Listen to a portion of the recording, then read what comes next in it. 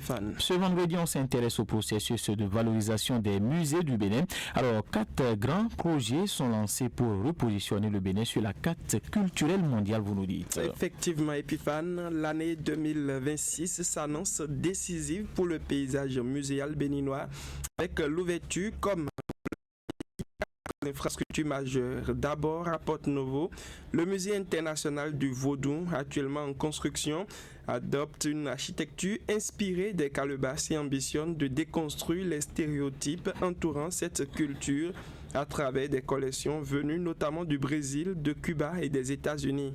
À Abomey, le musée de l'épopée des Amazones et des rois du Dahomey s'étendra sur près de 3000 m² et accueillera environ 350 pièces dont les trésors royaux restitués par la France tout en valorisant l'enceinte palatiale. À Cotonou, le musée d'art contemporain offrira de son côté une vitrine de la création artistique béninoise et africaine. Enfin, à Ouidah, la maison de la mémoire et de l'esclavage viendra renforcer les sites existants en proposant une lecture plurielle de la traite négrière, intégrant Epiphane les regards africains, européens et même américains. Alors, la restitution de trésors royaux est le point de départ de cette nouvelle dynamique culturelle. Oui, pour de nombreux acteurs, la restitution des trésors royaux constitue effectivement le véritable déclencheur de cette transformation. Le retour des œuvres pillées durant la période coloniale a mis en lumière la nécessité de disposer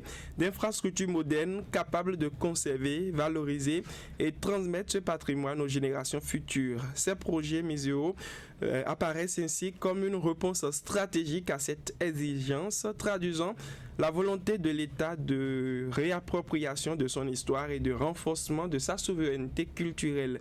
Un levier de développement culturel, touristique et économique. C'est du moins l'avis de Franck Ogou. Il est directeur de l'école du patrimoine africain. Il se fait précis.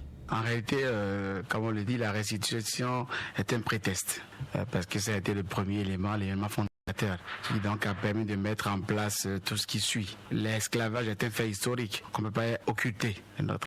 Donc, contrairement à ceux qui pensent qu'il faut l'oublier ou qu'il faut se taire là-dessus, nous avons fait l'option, nous au Bénin, donc de valoriser cet héritage-là, afin que ceux qui ne savent pas le sachent que voilà comment cela s'est passé.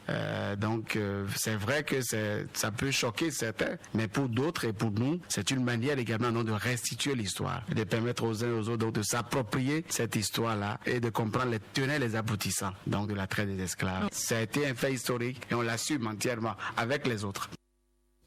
Et au-delà donc de la conservation, ces musées profitent avant tout aux populations et à l'économie nationale. Oui, Epiphane, ils constituent des pôles d'attraction touristique susceptibles de générer des emplois directs et indirects, de dynamiser les activités locales et de renforcer l'image internationale du Bénin.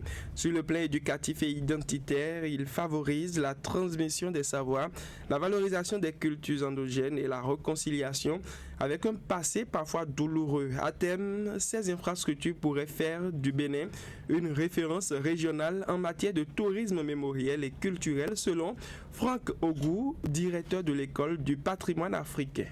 Mais je pense que ça s'adresse à tout le monde, mais d'abord aux Béninois et aux Africains en général. Parce que les Béninois et les Africains ont besoin de connaître leur histoire, de redécouvrir leur histoire et d'en être fiers. Nous avons été à l'école tous et on maîtrise mieux la Révolution française que l'histoire du roi de Béhanzin, le roi d'Abomey et l'histoire du roi du nord du Bénin. Et donc c'était vraiment un moment de permettre aux Béninois de découvrir, d'aller à la rencontre de leur histoire et donc de susciter en eux cette fierté-là. Parce que jusqu'avant ça, jusqu'à ce que les œuvres n'arrivent au Bénin, on avait toujours un complexe, se demander qu'est-ce que nous avons été, qu'avons-nous pu créer avant les autres. Quand vous prenez le musée de Porto-Novo sur le vaudou, on sait tout ce qu'on dit autour du vaudou dans le monde entier. Il suffit juste de sortir du Bénin, vous dites vous êtes béninois, vous avez du vaudou dans la poche, comme si le vaudou on peut le mettre dans la poche. En fait, non, c'est pour dire en réalité, ce musée-là va permettre donc de dire ce qu'est le vaudou et ce qu'est n'est pas le vaudou. Et ça permettra donc de reconnaître l'histoire de ce pays-là. À travers ces grands projets muséaux, le Bénin ne construit pas seulement des bâtiments, Il bâtit une mémoire collective et affirme une vision tournée vers l'avenir. En reliant patrimoine, identité et développement, l'État pose ainsi les bases d'une nouvelle diplomatie culturelle capable de renforcer la cohésion nationale et d'attirer le monde vers ses richesses historiques. L'année 2026 pourrait ainsi épiphane marquer un tournant décisif faisant, j'y arrive, des musées de véritables moteurs de rayonnement et de croissance durable pour le pays.